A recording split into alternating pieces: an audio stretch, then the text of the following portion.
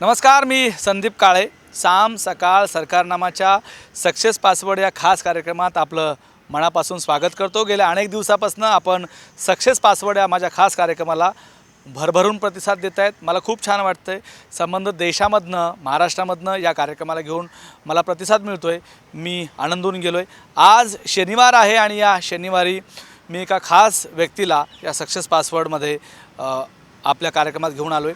खरं तर अनेक वेळा असं होतं की महिला मागे आहेत, महिला काही करत नाहीत, असा सूर अलीकडच्या काळातही घेतला जाऊ लागला. पण आज ज्या व्यक्तीशी मी आपली सक्सेस पासवर्डच्या माध्यमातून भेट करून देणार आहे, त्या व्यक्तीने आपला इतिहास इतका उंचपणे वर नेलेला आहे की त्या इतिहासाचा बोध कुठल्याही महिलेने आणि मुलींनी घ्यावा असंच आहे.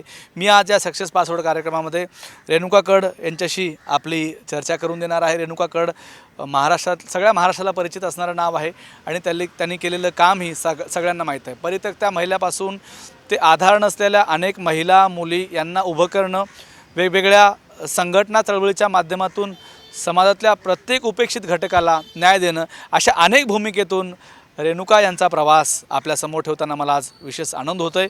या सक्सेस पासवर्ड कार्यक्रमाच्या माध्यमातून रेणुका यांच्याकडून आपण नक्की काहीतरी घ्याल, शिकाल ही मला अपेक्षा आहे. रेणुकाजी, आपल्या या कार्यक्रमात मनापासून स्वागत आहे. आणि खूप दिवसापासून आपली मुलाखत घेण्याचा माझी इच्छा होती, पण वेळेचा आणि आपलं ताळमेळ लागत नव्हता. आज तुमचं या कार्यक्रमामध्ये मनापासून स्वागत आहे. मी आपल्या या जर्नीला सुरुवात करतो आपल्या घरापासून, आपल्या घरातल्या वातावरणापासून. आणि विशेषतः मराठा समाजाची सगळी मानसिकता मला माहीत आहे की मराठा समाजामधली मुलगी, महिला, हिला किती अग्निपरीक्षा आपल्या घरातून द्याव्या लागतात. पुढच्या परीक्षा तर ठीक आहेत, पण घरातून द्याव्या लागतात. ते सगळं वातावरण मला तुमच्याकडून ऐकून घ्यायचे. तुमच्या लहानपणाची जर्नी कशी होती? सर्वप्रथम नमस्कार सर्व प्रेक्षकांना. लहानपणाची जर्नी जर म्हणाल तर घरामध्ये तसं राहिलो आम्ही मामा मामींकडेच, आजी आजोबांच्या घरामध्येच. आणि घरामध्ये आई, मी, माझी एक बहीण आणि भाऊ असे आम्ही तिघंजणं होतो. माझी आई जी होती तिने अनेक गोष्टी म्हणजे अगदी घरगुती कामापासून पापड लोणचे तयार करण्यापासून ते तिला नोकरी लागेपर्यंत तिने हे सगळं काम केलं आणि त्यातून आमचं शिक्षण पूर्ण केलं. शिक्षण म्हणाल तर महानगरपालिके म्हणजे पूर्वीची नगर परिषदेची शाळा, नंतर ती महानगरपालिकेची शाळा झाली, नंतर 10वीपर्यंतचं शिक्षण झालं. आणि असं शिक्षण म्हणजे करत करत शिक्षणासोबत सायमल्टेनियसली छोटं काम जे काही मिळेल, अगदी म्हणजे कुठे मेहंदी काढणं असेल किंवा काही पूर्वी राजगिऱ्याचे लाडू मिळायचे ते लाडू विकणं असेल, पाणीपुरी, अशा छोट्या गोष्टी होत्या. त्या सगळ्या गोष्टी करून शिक्षणाचा प्रवास पूर्ण झाला. जेव्हा पतंगांचा सीझन असतो आपल्याकडे जानेवारीमध्ये वगैरे, तर माझा भाऊ ते काम करायचा. ह्या सगळ्या कामातून आम्ही सगळेजण पुढं आलो. वह्या पुस्तकं म्हणाल तर रद्दीमध्ये जी रद्दी यायची त्याच्यामधले जे कोरी कागद होती ती कागदी काढून वह्या करायच्या आणि त्या वह्या अभ्यासासाठी वापरायच्या. असा हा शिक्षणाचा प्रवास. नंतर मग काय करायचं, खरं तर वकील व्हायचं स्वप्न होतं, पण 5 वर्ष पुन्हा ग्रॅज्युएशन नंतर तर म्हणून MSWकडे वळले आणि मास्टर ऑफ सोशल वर्कचं शिक्षण पूर्ण केलं. जसं गावाकडल्या त्या मराठ्यांच्या घरामध्ये आजही असते की मुलीनं शिकायचं नाही, मुलीनं पुढे जायचं नाही, आपलं काय संसार एक संसार, घर एक घर असं तिनं करायचं, असं काही वातावरण तुमच्याकडे होतं? हो, अगदी 100% होतं. एक तर मराठा म्हणून असलेलं वातावरण हे पूर्ण वेगळं, ते म्हणजे सर्वच जण जाणतो. मुलगी आहे म्हणून पुन्हा वेगळं वातावरण, आणि जेव्हा तुम्ही सोडून दिलेल्या आईचे मुलं असतात ते वातावरण, अशा सगळ्या गोष्टीचं बर्डन घेऊन तुम्हाला जगावं लागतं. तुमचा फाईट हा स्वतःसोबत जितका असतो तितका तो समाजासोबत पण असतो आणि त्यातून तुम्हाला वाट काढत जगावं लागतं. पण हा प्रवास खडतर होता यापेक्षा पण जास्त मी हे म्हणेल की हा प्रवास खूप चॅलेंजिंग आणि म्हणजे संकट आली की ती तुम्हाला मोठी करतं. म्हणजे खरं तर एक गीत चतुर्वेदी यांचं नॉव्हेलमधलं वाक्य ते फार आवडतं मला, जब बुरा समय हो तो उस समय से आप अधिक प्रेम करो. आणि त्या अधिक प्रेमामुळे आजचा जो काही बदलाचा काळ आहे किंवा काम करण्याची जी संधी मिळते, हे सगळं श्रेय मी त्या कामाला देईल, त्या संघर्षाला देईल. अगदी बरोबर आहे. पण वडिलांचं छप्पर नव्हतं अशा एका मुलीला उभं राहताना कुठल्या संघर्षाला सामोरं जावं लागतं? हे बघा, म्हणजे खरं तर वडिलांचं छप्पर नसणं हा सगळ्यात मोठा सेटबॅक असतो, मुलगी म्हणून असलेला सेटबॅक असतो. आणि जेव्हा तुम्ही स्वतःला प्रेझेंट करता समाजामध्ये त्यावेळेस तुम्हाला पहिला प्रश्न विचारला जातो, वडील काय करतात. आणि जेव्हा तुम्ही सांगतात की वडील सोबत राहत नाही किंवा काय, तर त्यावेळेस बघण्याचा जो दृष्टिकोन असतो, जे भलेही तुम्ही एका सुरक्षित कुटुंबात राहता, तुमची आई सक्षमपणे कमवून तुम्हाला लहानाचं मोठं करते, तरी पण असलेली मानसिकता, ती मानसिकता, हा संघर्ष खूप मोठा होता. त्या मानसिकतेला चॅलेंज देणं हे खूप मोठं होतं. तर हा जो संघर्ष होता तो खूप कठीण होता असं म्हणेल. आणि तो संघर्ष अजून संपलेला नाही आहे, कारण तो आजही काम करत असताना आणि घरामध्ये, तुमच्या नातेवाईकांमध्ये, समाजामध्ये वावरत असताना याचे तुम्हाला अजूनही छोटे छोटे उदाहरणातून प्रत्यय येतच असतात. मला सांगा की तुमच्या प्रवासामध्ये तुमची आई ही तुमची बॅकबॉन होती, आहे आजही. मी तुमचा रिसर्च जेव्हा अभ्यास करत होतो तेव्हा मी अनुभवलेला आहे. तुमच्या आईविषयी तुम्ही काय सांगाल? कसं तुमचं नातं आहे? जे एका आई आई आता काय, आई प्रत्येकाची सगळी सारखी असते, पण तुमची आई वेगळी आहे. त्यांच्याविषयी तुमच्याकडनं खूप भरभरून ऐकलं आहे. कसं तुमचं रिलेशन होतं आणि ते एका मुलीचं आणि आईचं तसं बॉन्डिंग असणं किती आवश्यक आहे? सगळ्यात पहिलं तर मी आईबद्दल हे सांगेल की आईचं लग्न झाल्यानंतर जेव्हा ती माहेरी आली, त्यावेळेस लग्नाच्या आधी आई फक्त 7वीपर्यंत शिकली होती. लग्नानंतर जेव्हा सगळे प्रॉब्लेम झाले आणि आई माहेरी आली, त्यानंतर आईने 10वीचं शिक्षण 17 नंबरचा फॉर्म भरून केला आणि टायपिंगची परीक्षा दिली की कुठेतरी क्लर्कची जागा मिळेल. आणि त्यावेळेस आई औरंगाबाद जिल्ह्यातून टायपिंगमध्ये पहिली आली होती आणि तिथून पुढे आईचा प्रवास सुरू झाला. म्हणजे आईमध्ये असलेलं मूळ की ठीक आहे, परिस्थिती आहे, त्यातून फाईट करणं, ते फायटिंगचं स्पिरिट ते तिने आमच्यामध्ये रुजवलं. म्हणजे ठीक आहे, ती फारशी बोलत नाही, पण आई कशी असावी, तुम्हाला फायटिंग स्पिरिट कसं मिळावं, तर हा. आणि तिचं माझं नातं म्हणाल तर ऑफकोर्स तुम्हाला, म्हणजे आपण जसं म्हणतो की समाजामध्ये एकट्या मुलीला वावरत असताना किंवा एखाद्या स्त्रीला वावरत असताना खूप वेळा संघर्षाला तोंड द्यावं लागतं. पण माझी आई आजपर्यंत ती मला कधी विचारत नाही की तू हे काम करते, कुठे जाते, कधी येते, बट शी नोज की येस, ती कामासाठी चाललेली आहे. विश्वास आहे, कामासाठी कधी अडथळे नाही. म्हणजे मी बऱ्याच वेळेला प्रवासाच्या निमित्ताने 15-15 दिवस घराच्या बाहेर असते, पण त्याबद्दल कुठलाही काहीही अडथळा किंवा आपण म्हणतो ना की प्रश्न, समाज काय म्हणेल, ह्या सगळ्या गोष्टीला ती स्वतः दुर्लक्ष करते. त्याच्यामुळे तो जो रोष होता तो आमच्यापर्यंत कधीही पोहोचला नाही. आणि तिचं माझं नातं म्हणाल तर ऑफकोर्स एक म्हणजे मैत्रिणीसारखंच म्हणेल मी. अगदी तुम्हाला आज रेणुकाकड्यांना या इंटरव्ह्यूमध्ये घेऊन याचं कारण असं होतं की त्या कार्यकर्त्या आहेत, त्या पूर्णवेळ कार्यकर्त्या आहेत, अनेक चळवळीशी संबंधित आहेत आणि आज घडीला चळवळी कार्यकर्त्या निर्माण होणं किती महत्त्वाचं आहे हेही मला सांगायचं आहे. त्याशिवाय हजारो लोकांचे अश्रू पुसणं एवढं सोपं नसतं. आपल्याला आपलं एक कुटुंब आणि आपल्या रोजच्या आयुष्यामध्ये आपली वैयक्तिक लढाई लढतानाही खूप अडचणीला सामोरं जावं होतं. जिथं तुम्ही 1000-2000 माणसाचा विचार करून आपल्या राज्यात नाही तर अनेक राज्यांमध्ये जेव्हा तुम्ही ही चळवळ नेता, ती सोपी गोष्ट नाही. याच चळवळीचा आदर्श, रेणुकाकड्यांचा आदर्श आपण घ्यावा म्हणून त्यांना मी आज इथं इन्व्हाइट केलं. मी थेट तुमच्या आत्ता सुरू असलेल्या जर्नीकडं वळतो. मला सांगा की तुमची ही जर्नी कसं सुरू आहे, काय काय याच्यामध्ये काम चालतं आणि या कामाचं स्वरूप नेमकं कसं आहे? आत्ता मी आमच्या 2 संस्थांसोबत असोसिएट आहे आणि ह्या 2 संस्था खरं तर मी नोकरी म्हणून तिथे सुरू केल्या, पण आता ह्या माझ्या संस्था आहेत, आमच्या संस्था मी म्हणते त्याला. पहिली आहे विकास अध्ययन केंद्र आणि दुसरी आहे कम्युनिटी डेव्हलपमेंट ट्रस्ट. विकास अध्ययन केंद्र ही डायरेक्ट फील्डमध्ये काम करत नाही, पण ॲडव्होकसी ट्रेनिंग, कॅपॅसिटी बिल्डिंग आणि वेगवेगळे रिसर्च करणं ह्यामध्ये काम करते. ह्या माध्यमातून आम्ही भारतामधल्या 7 राज्यांमध्ये काम करतो. तसंच एशिया पॅसिफिक रिजन आणि साऊथ ईस्ट एशिया आणि साऊथ एशिया ह्या देशांमध्ये काम करतो. विकास अध्ययन केंद्राच्या माध्यमातून मी भारताची प्रतिनिधी म्हणून एशिया पॅसिफिक रिसर्च नेटवर्कला असोसिएट आहे. तसंच Asia Pacific network of environment defenders त्याची म्हणजे एन्व्हायरमेंट डिफेंडर म्हणून त्याचं काम पाहते. आणि कम्युनिटी डेव्हलपमेंट ट्रस्ट जे आहे त्याचं आमचं आशा केंद्र नावाचं प्रोजेक्ट चालतं पुणतांब्यामध्ये. त्या प्रोजेक्टच्या माध्यमातून आमचं हेल्थच्या संदर्भातलं काम चालतं. ते गेल्या 40 वर्षापासून आहे. आणि हेल्थ आपण म्हणजे जसं वेगवेगळे डायबिटीस वगैरे आहे, पॅरालिसिस हा दुर्लक्षित घटक आहे. आणि आजही आपल्या ग्रामीण भागामध्ये पॅरालिसिस जर झाला तर आयुर्वेदिक उपचाराला किंवा डॉक्टरांना प्रेफरन्स न देता काही वेळेला जादूटोणा, अंधश्रद्धा ह्या सगळ्या गोष्टीकडे त्याला भर दिला जातो. तर ह्या सगळ्यांवरचं म्हणजे आशा केंद्र हे कधी फक्त ट्रीटमेंट करत नाही, तर जाणीव जागृतीचं काम करतं. हे आजार होऊ नये म्हणून काय केलं पाहिजे, आजार झाला तर पहिली काय काळजी घ्यायला पाहिजे, ह्या सगळ्या गोष्टीवरचं काम करून आशा केंद्र जे आहे ते पुणतांब्यामध्ये सुरू आहे. अनेक कार्यकर्ती या निमित्ताने तुमच्यासोबत आहेत, अनेक महिला तुमच्याशी जोडलेल्या आहेत. त्या कार्यकर्त्या काम करत असताना त्यांचा नेमका अनुभव कसा असतो आणि हे काम पुढे नेण्यासाठी महिलांची किती या चळवळीमध्ये आवश्यकता असते? ऑफकोर्स महिलांची आवश्यकता म्हणाल तर मी महिला आणि पुरुष दोघांचीही आवश्यकता ह्या ठिकाणी म्हणेल. आणि कार्यकर्त्यांचा अनुभव म्हणायचा झाला तर एक उदाहरण मी ह्या ठिकाणी शेअर करेल. एक 3-4 वर्षापूर्वी आम्ही वैजापूरला म्हणजे दरवर्षी गेल्या, खरं तर लॉकडाऊनमुळे हे होऊ शकलं नाही, स्त्री यात्रा काढत असतो. ह्या स्त्री यात्रेमध्ये ग्रामीण भागातल्या ज्या एकट्या राहणाऱ्या महिला आहे, ह्या महिला जवळपास 1000-2000 महिला सहभागी होत असतात. आणि ही यात्रा करत असताना वैजापूरचं एक शेवटच्या टोकाचं गाव आहे विरगाव म्हणून. शेवटची बस तिथली संध्याकाळी 7ला असते, परत बस नसते. तुम्हाला पुन्हा वैजापूरला यायचं असेल तर दुसऱ्या दिवशी सकाळी 7ला बस असते. तर तिथे असाच उशीर झाला आणि कार्यकर्त्या तुमच्यासोबत कशा असतात किंवा गावातून तुम्हाला कसा सपोर्ट मिळतो किंवा जेव्हा एक बाई दुसऱ्या बाईला भेटते त्यावेळेस ती तुम्हाला कशी मदत करते, तर याचं ते बेस्ट उदाहरण होतं. की म्हणजे जवळपास कार्यक्रम संपता 10:30-11 वाजले. मग आता जायचं कसं हा प्रश्न. तर त्या गावामधल्या अबाऊ 60च्या ज्या एकट्या राहणाऱ्या महिला होत्या त्या आल्या की आज कुठं जायचं नाही, तुम्ही आमच्याकडे राहा.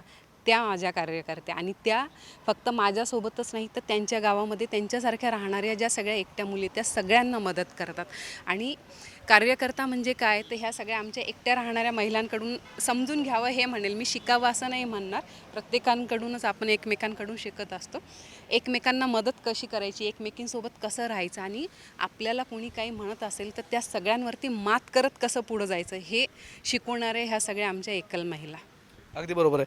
मला आत्ता एक सांगा की अशा अनेक मुली आहेत, MSW करतात, MBA करतात, त्यांना सोशलमध्ये खूप इंटरेस्ट असतो, सोशल कामामध्ये, सामाजिक कामामध्ये. त्यांनी तुमच्याशी कसं अप्रोच व्हायचं? आमच्या संस्थेची विकास अध्ययन केंद्र india.org नावाची वेबसाईट आहे. त्या वेबसाईटच्या माध्यमातून तुम्ही आमच्याशी ॲप्रोच होऊ शकता. आमचं ऑफिस एक पुणतांब्याला आहे, एक मुंबई मालाडमध्ये आहे. ह्या ठिकाणी ते प्रत्यक्ष येऊन ॲप्रोच होऊ शकतात आणि आम्हाला जॉईन होऊ शकतात. आता मी अशा काही प्रश्नाकडे येतो ज्या प्रश्नाच्या माध्यमातून तुम्ही काम केलेलं आहे, त्या कामाचं मला सगळ्यांपर्यंत न्यायचं आहे. तुम्ही मच्छीमारांच्या मुलांच्या अनुषंगाने काही काम उभं केलं आहे, महिलांच्या अनुषंगाने. त्या कामाचं स्वरूप नेमकं काय होतं, किंवा परित्यक्त्या महिला आहेत ज्यांना कोणी नाही अशा अनेकांसाठी तुम्ही काम उभं केलं आहे किंवा रिसर्च केलेलं आहे, त्या एकूण कामाचं स्वरूप महाराष्ट्रामध्ये कसं आहे? कामाचं स्वरूप म्हणाल तर कुठलंही काम करत असताना तर त्या कामाची समज आपल्याला होणं खूप गरजेची आहे. समजा एकल महिलांच्या संदर्भातलं काम आहे, तर एकल महिलांचा विषय हाताळण्याचं कारण असं होतं की आम्ही म्हणजे वैयक्तिक आयुष्य म्हणून आम्ही सगळे त्या बॅकग्राऊंडमधून आलेलो. दुसरं, आपल्या मराठवाड्यामध्ये कायम दर 2-4 वर्षांनी दुष्काळ पडत असतो. ग्रामीण भागामध्ये काम करत असताना पाणी नाही म्हणून स्त्रियांना होणारा त्रास आणि त्यातून एकट्या राहणाऱ्या स्त्रियांना होणारा त्रास तो खूप जवळून अनुभवला, पाहिला. म्हणून एकल महिला आणि पाणी प्रश्न हा एक स्वतंत्र अभ्यास केला आणि हा स्वतंत्र अभ्यास करून तिथे मर्यादित त्याला ठेवून उपयोगाचं नव्हतं. तर म्हणून काय केलं पाहिजे, तर एकल महिलांची संख्या आपण सेन्सेसची जर एक ढोबळमानाने आकडेवारी पाहिली तर 2011च्या सेन्सेसमध्ये पण ते प्रमाण मोठं वाढलेलं आहे.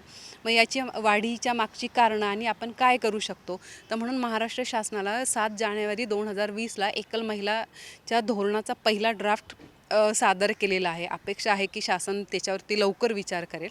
तर हे एक काम सुरू आहे. मच्छीमार महिलांसाठीचं जे काम आहे ते कोकणमध्ये, सिंधुदुर्ग जिल्ह्यामध्ये चालतं, ज्यामध्ये दोन्ही प्रकारचे म्हणजे ज्या मासे विक्रेत्या महिला आहेत त्यांच्यासाठी आणि ज्या महिला प्रत्यक्ष समुद्रामध्ये जाऊन मासेमारी करणं आणि पुन्हा ते मासे समुद्रामध्ये नेऊन विकणं.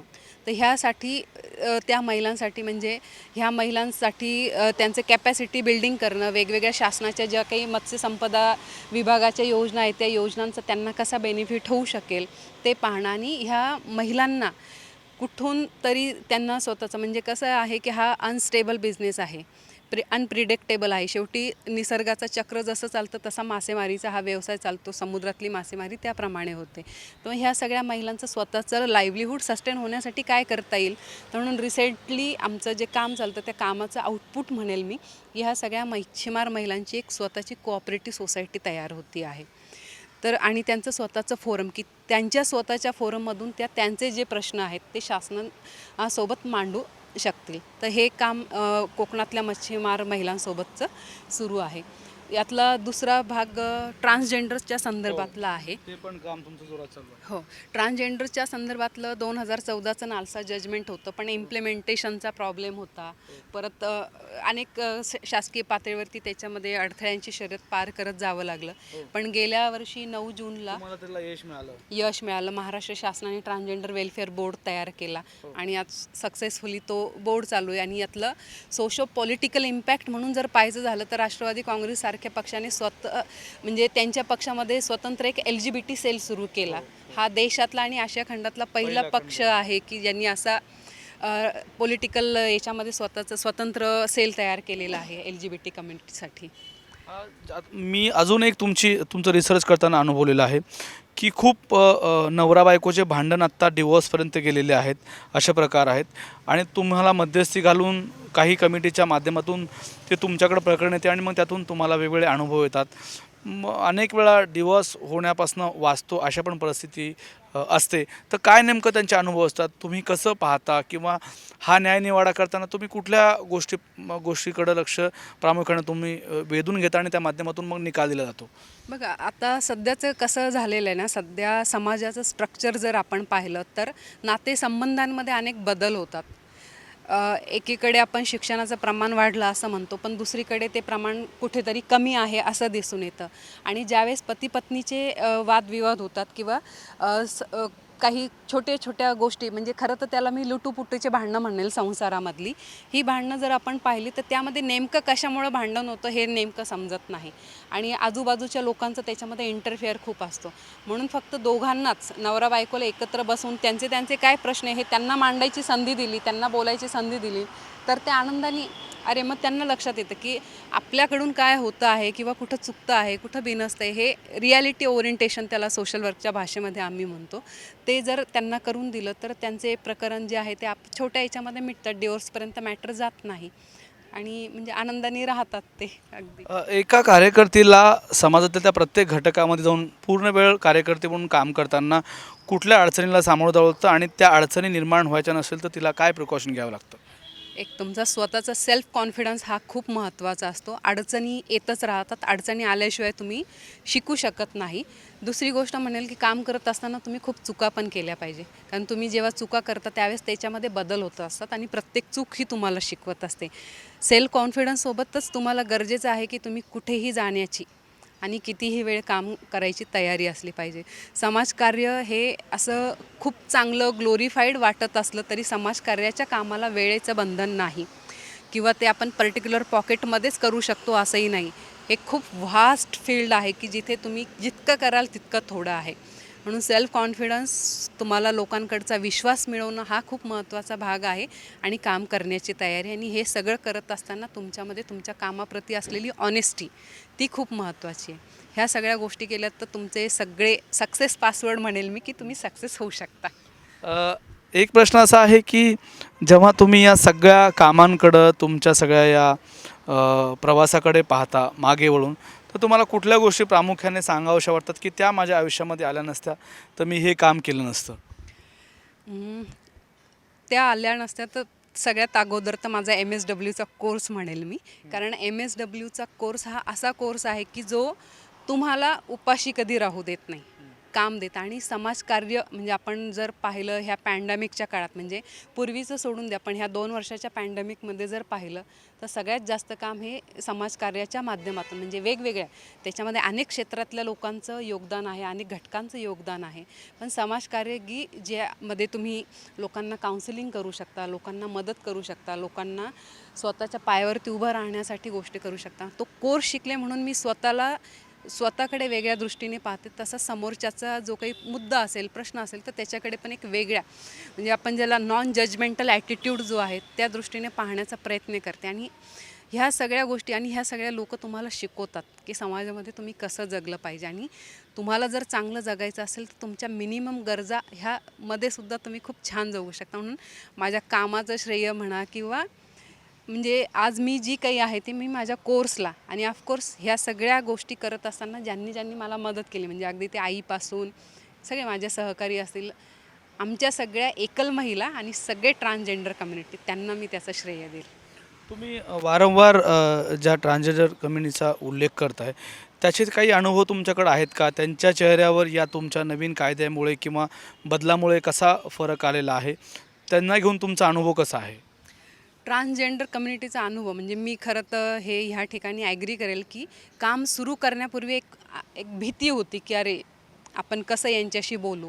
पण ज्यावेळेस पहिल्या ट्रान्सजेंडरला मी भेटले त्या ठिकाणी माझी ती सगळी भीती तिथे संपली आणि कायद्याचा इम्पॅक्ट किंवा त्याच्या बाबतीतला तर येस कायदा तो कितपत चांगला किंवा वाईट प्रत्येक गोष्टीमध्ये लूप फॉल्स असतातच. पण येस कायदा आल्यामुळे रेकग्निशन कम्युनिटी एक्झिस्ट करते हे समाजाला कळलेलं आहे, सरकारला कळलेलं आहे. आणि यांच्या बाबतीतला एक अनुभव खरं तर मी लॉकडाऊनच्या काळामधला शेअर करेल. राज्य म्हणजे देशातल्या जवळपास 6 राज्यांमध्ये ट्रान्सजेंडरला रेशन किट पुरवण्याचं काम, कारण ट्रान्सजेंडर कम्युनिटी जी आहे ती मेनली आजही बाजार बस्ती ज्याच्यावरती मोठ्या प्रमाणामध्ये जगते, कारण अजून ते मेनस्ट्रीममध्ये यायची तशी प्रोसेस सुरू नाही आहे. त्यामुळे म्हणजे सुरू होते पण कमी प्रमाणामध्ये आहे. तर औरंगाबादमधल्या काही ट्रान्सजेंडरला किट प्रोव्हाइड केल्या आणि त्यामधल्या काही किट उरल्या होत्या, म्हणजे अगदी काही म्हणजे त्या थोड्या थिडक्या नव्हत्या, 40-50 किट होत्या. आणि ती जी ऑनेस्टी किंवा तो जो माणुसकीची समज होती ती त्यांच्याकडे होती. ह्या किट आमच्याकडे पुढच्या 2 महिन्यासाठी पुरेशा आहे, ह्या तुम्ही ज्यांना गरज असेल त्यांना द्या. तो अनुभव हा खूप महत्त्वाचा. दुसरा अनुभव ज्या मी सगळ्यात पहिले ट्रान्सजेंडरला भेटली होती श्रीरामपूरच्या दिशा आणि तिची गुरु पिंकी शेख त्यांच्या दैयारमध्ये गेले होते. त्या दैयारमध्ये एक बॉक्स ठेवलेला होता, म्हणजे बचत बँक जी होती छोटी, आणि त्याच्यामध्ये ह्या सगळ्याजणी दररोज बाजार मागून आले की त्यातले 10 रुपये टाकायच्या. आता ह्या 10 रुपयाचं त्या काय करतात तर गरीब मुलींच्या शिक्षणासाठी तो युटिलाइज करतात. म्हणजे जिथे आपल्याच खाण्याचे वांदे तिथे आपण दुसऱ्यांचा विचार करतो. हे सगळे आय ओपनिंग गोष्टी ह्या सगळ्या लर्निंग, म्हणून हा समाज आणि त्यांची माणुसकीप्रती असलेली संवेदना ती खूप खूप महत्त्वाची वाटते मला. तुम्ही राष्ट्रवादीसारख्या अनेक पक्षाच्या कामाला खूप जवळ अनुभवलेलं आहे. तुमच्या मनामध्ये जी कळवळ आहे, तुमच्या मनामध्ये जे काही समाजाप्रती करायचं, आता तुम्ही ज्या तृतीयपंथाचं उदाहरण सांगितलं की 10 रुपये ते मुलीच्या शिक्षणासाठी आपला रोजचा बचत करतात, तसं पक्षाच्या धोरणामध्ये पक्षाच्या विचारधारामध्ये जाणवते का की पक्ष सामाजिक काम करण्यासाठी खरंच पुढाकार करतात, काहीतरी काम करतात? काहीतरी काम करतात, कामाची सुरुवात झाली आहे असं मी म्हणेल. पक्षांनी म्हणजे सगळ्याच, फक्त राष्ट्रवादी काँग्रेस म्हणून असं नाही म्हणणार ते मी, थ्रू आऊट सगळेच देशातले जेवढे राजकीय पक्ष आहेत त्यांनी सामाजिक मुद्द्यांकडे अजून सेन्सिटिव्हिटीने पाहणं खूप गरजेचं आहे. आणि ते पाहणं म्हणजे याच्यासाठी गरजेचं आहे कारण शेवटी तुम्हाला कम्युनिटीचा आवाज किंवा समाजाचा आवाज ही लोक सरकारच्या पातळीवरती पोहोचवणार आहे. म्हणून मला तर नेहमी वाटतं की राजकीय कार्यकर्त्यांचं सुद्धा सामाजिक प्रश्नांच्या संदर्भातलं, सामाजिक मुद्द्यांच्या संदर्भातलं ट्रेनिंग सातत्याने होत राहणं खूप गरजेचं आहे. काम करतात नाही असं नाही, पण एक त्याच्यामधला जो भाव असतो तो टिपिकल काही वेळेला पॉलिटिकल येऊन जातो. तो न येता त्यामधली आपण ज्याला सेन्सिटिव्हिटी म्हणतो, अवेअरनेस म्हणतो, समज म्हणतो, ती स्टॅब म्हणजे तो भाग जरा कमी आहे. तो वाढवणं खूप जास्त गरजेचं आहे. तुम्ही जेव्हा या सगळ्या सक्सेसकडं, आत्ता मी थोडं समारोपाकडे वळतो, तुम्ही जेव्हा या सगळ्या सक्सेसकडं पाहता तुम्हाला काय वाटतं? तुम्हाला सक्सेस मिळालं किंवा अजून तुम्हाला खूप सक्सेस मिळवायचं आहे, पण आपण मिळालेल्या सक्सेसविषयी बोलूया. त्या मिळालेल्या सक्सेसकडं तुम्ही कसं पाहता आणि कुठले पासवर्ड तुम्ही घेतले होते ज्या माध्यमातून हे यश, आत्तापर्यंतचं यश जे तुम्ही या राज्यात काम करतात, अनेक राज्यामध्ये काम करतात, ते यश मिळालं, काय सांगाल? सक्सेस पासवर्ड किंवा ह्या कामाचं यश, खरं तर समाजकार्याच्या कामाचं यश मी स्वतः कधी मोजत नाही. माझ्या म्हणजे समाजकार्याचं यश कोण मोजतं तर ज्यांच्यासाठी त्याचा फायदा होतो किंवा ज्यांच्यासाठी आपण काम करतो ते. आणि म्हणजे जसं ट्रान्सजेंडरबद्दल आपण बोललो, एकल महिलांच्या संदर्भातलं बोललो, तर तो मी माझ्या कामाचा म्हणेल मी, तो वैयक्तिक पण नाही, तर तो यशाचा पासवर्ड आहे. आणि माझ्या यशाचा पासवर्ड तर म्हणजे वैयक्तिक म्हणून जर सांगायचं झालं तर एक काळ असा होता की पोस्टामध्ये पत्र कसं पोस्ट करायचं हे पण माहिती नव्हतं. पण अगदी औरंगाबादपासून तर मग तुम्हाला बँकॉक, थायलंड, मलेशिया, म्यानमार अशा सगळ्या देशांमध्ये जाण्याची आणि मुद्दे मांडायची संधी मिळते आणि तुम्ही ते मांडतात, तर तो प्रवास माझ्यासाठी सक्सेस म्हणून मी बघते. आणि याचा पल्ला अजून जर गाठायचा म्हणजे माझं ध्येय किंवा स्वप्न जे असेल, तर हे जी सगळी प्रश्न आहेत आंतरराष्ट्रीय स्तरावरती सुद्धा करार खूप सगळे झालेले आहेत. म्हणजे universal declaration of human rights आहे, सिव्हिल पॉलिटिकल कन्व्हेन्शन आहे, पण लॅक ऑफ इम्प्लिमेंटेशन त्याच्यामध्ये आहे. आंतरराष्ट्रीय स्तरावर झालं, देशांनी त्याच्यावरती सह्या केल्या, सगळं मान्य आहे, पण त्याला इम्प्लिमेंट करण्यासाठीचं मेकॅनिझम जे आहे ते वरच्या स्तरावरून सुद्धा दुर्लक्षित आहे. तर ते मेकॅनिझम कसं करता येईल, तर त्या पातळीवरती काम करणं, ते मी सक्सेस आणि पुढचं फ्युचर किंवा ध्येय जे आहेत ते बघते. आणि यशाचा पासवर्ड ऑफकोर्स मेहनत खूप महत्त्वाची आहे. एनी टाईम काम करायची तयारी असली पाहिजे आणि कुठे कसं जाणार हा प्रश्न कधी मनामध्ये येऊ नये, एवढंच. रेणुका आणि आई जेव्हा घरामध्ये बसतात आणि रेणुकाचे पुरस्कार वेगवेगळे असे दोघे जेव्हा आई बघत असते किंवा रेणुका बघत असतात, हातामध्ये चहाचा कप असतो, तर रेणुकाचे आणि रेणुकाच्या आईचा काय संवाद असतो? म्हणजे तेव्हाची रेणुका जी पोस्टामध्ये पत्र टाकायला जायचं घाबरायची किंवा मराठ्यांची मुलगी आहे म्हणून घरात बाहेर पडायची, तिची हिंमत व्हायची नाही, तिची तशी मानसिकता असायची. आणि आज जेव्हा रेणुका वेगवेगळ्या देशामध्ये जाऊन भाषणं देते, वेगवेगळ्या कार्यकर्तीला उभं करण्यासाठी पुढाकार घेते, अनेकांचं घर वाचवण्यासाठी पुढाकार घेते, तेव्हा रेणुकाचा आणि आईचा काय संवाद होतो? खरं तर ह्या संवादाबद्दल आई आणि आईच्या मैत्रिणी जेव्हा येतात त्यावेळेस त्यांचा संवाद असतो की ती माझी आई पूर्वी होती, आता मी तिची आई आहे. आणि माझा प्रत्येक पुरस्कार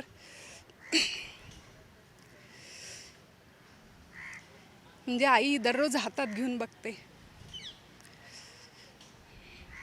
तुमच्या आईप्रती भावना मला माहीत आहे. मी जेव्हा सगळं बारकाईनं पाहत होतो तर तुम्ही आईभोवती खूप, आता आईला घेऊन तुम्ही प्रचंड इमोशनल आहात, पण अशा अनेक आईच्या डोळ्यांमध्ये अश्रू आहे, मुलींच्या डोळ्यात अश्रू आहे, ते अश्रू पुसण्यासाठी तुम्ही पुढाकार घेतात. तुम्हाला तुमची आई कोणाकोणामध्ये दिसते जेव्हा तुम्ही या छोट्या छोट्या गोष्टी किंवा काम करायला बाहेर पडता त्यावेळेस? प्रत्येकामध्ये दिसते. आणि याच्यात मी अजून हे पण सांगेल की रिसेंटली मिळून साऱ्या जणीचा ज्येष्ठ समाजसेविका विद्या बाळे यांचं जे मासिक चालायचं, त्यांच्या मासिकाचं हे म्हणजे आशय विश्लेषणासाठी माझ्याकडे ते आलं होतं. ही सगळी 90च्या दशकातली मासिकं आहेत, जेव्हा मी 8वी-9वीला होते तेव्हाची. आणि ती मासिकं सगळी वाचत असताना आशय विश्लेषणाच्या निमित्ताने त्या प्रत्येक लेखामध्ये, प्रत्येक कवितेमध्ये मला माझी आई दिसत होती. म्हणून आहे, इंटरेस्टिंग आहे, छान आहे. मला एक गोष्ट तुम्हाला पारदर्शकतेसाठी यासाठी विचारायचं आहे की तो प्रश्न विचारणं आज खूप गरजेचं आहे, त्याच्यावर विचारमंथन होणं फार गरजेचं आहे. तुम्ही एक अशा कार्यकर्त्या आहात की ज्यांनी देशासाठी, महाराष्ट्रासाठी काहीतरी उभं केलं, विशेषतः महिलांसाठी, आणि हे सगळं चळवळीतून कुठेतरी विचारधारेतून पुढे आलेलं आहे. पण हीच विचारधारा, चळवळ आज अशा अवस्थेमध्ये आहे, तिकडं नवीन पिढी यायला तयार नाही, बदल खूप होत गेलेले आहेत. पूर्वी चळवळी होत्या, आंदोलनं होती, त्यातून काहीतरी निर्माण व्हायचं. आता अशा चळवळीला गती का मिळत नाही, मुलं चळवळीमध्ये का येत नाहीत, आणि तुम्ही ही मुलं चळवळीमध्ये येणं किती गरजेचं आहे असं तुम्हाला वाटतं? ऑफकोर्स मुलं ह्या चळवळीमध्ये येणं खूप गरजेचं आहे. आणि चळवळीमध्ये येत नाही असं मी म्हणणार नाही. आत्ताच्या चळवळीचं स्वरूप बदललेलं आहे आणि बदलत्या चळवळीच्या स्वरूपला काही अंशी हे जे सगळं कॉर्पोरेट इन्फ्रास्ट्रक्चर आहे ते पण त्याला रिस्पॉन्सिबल आहे. म्हणजे एक 6 महिन्यापूर्वीपर्यंत माझी ही समज होती की नाही, हल्लीची पिढी येत नाही. पण रिसेंटली म्हणजे गेल्या महिन्याभरापूर्वी आमच्या एशिया पॅसिफिक रिसर्च आम्ही एक वर्कशॉप केलं, ज्या वर्कशॉपमध्ये 70 देशांमधले 200 तरुण कार्यकर्ते 18 ते 25 वयोगटातले सहभागी झाले होते, इन्क्लुडिंग भारत. आणि ही सगळी कार्यकर्त्यांचं ट्रेनिंग करत असताना लक्षात आलं की नाही, ही सेकंड जनरेशन ह्या सगळ्या कामासाठी तयार होती. आता हे जनरेशन ग्रासरूटपर्यंत रुजवण्यासाठी मात्र खूप श्रम घ्यावे लागणार आहेत. काही प्रमाणात हे काम चालू आहे, पण त्याला अजून वायडर स्पेसमध्ये पाहणं आणि करणं खूप गरजेचं आहे. रेणुकाजी, खूप खूप धन्यवाद. तुम्ही आज या कार्यक्रमामध्ये सहभागी झालात आणि मला आशा आहे की रेणुकाजी यांचा हा सगळा प्रवास पाहून 4 रेणुका जर निर्माण झाल्या तर आपल्या या सक्सेस पासवर्ड कार्यक्रमाचं आज फलित झालं असं म्हणायला हरकत नाही. महाराष्ट्रातल्या अनेक कानाकोपऱ्यामध्ये अशा रेणुका आहेत की ज्या लोकांचे आशीर्वाद घेण्यासाठी काहीतरी करू पाहत आहेत. या सक्सेस पासवर्ड कार्यक्रमाच्या माध्यमातून मी रेणुका यांना या कार्यक्रमात आणण्याचं उद्दिष्ट हेच होतं की अशा अनेक रेणुका पुढे आल्या पाहिजेत, त्यांनी समाजासाठी काहीतरी केलं पाहिजेत. आपल्या आईचं मन, आईचा एक चेहरा डोळ्यासमोर ठेवून दुसऱ्यांच्या आईसाठी आणि दुसऱ्यांच्या अश्रू पुसण्यासाठी सातत्याने काहीतरी केलं पाहिजे. आज या सक्सेस पासवर्ड कार्यक्रमात मी रेणुका यांच्यासोबत इथंच थांबतो. उद्या नवीन रेणुकासह नवीन विषयासह सक्सेस पासवर्ड या कार्यक्रमात आपल्यासह सहभागी होतो. आज इथंच थांबतो आहे. माझा सहकारी नितीनने खूप छान पद्धतीनं हा इंटरव्ह्यू आपल्यापर्यंत पोहोचवला, त्याचेही आभार मानतो आणि या ठिकाणी थांबतो. धन्यवाद.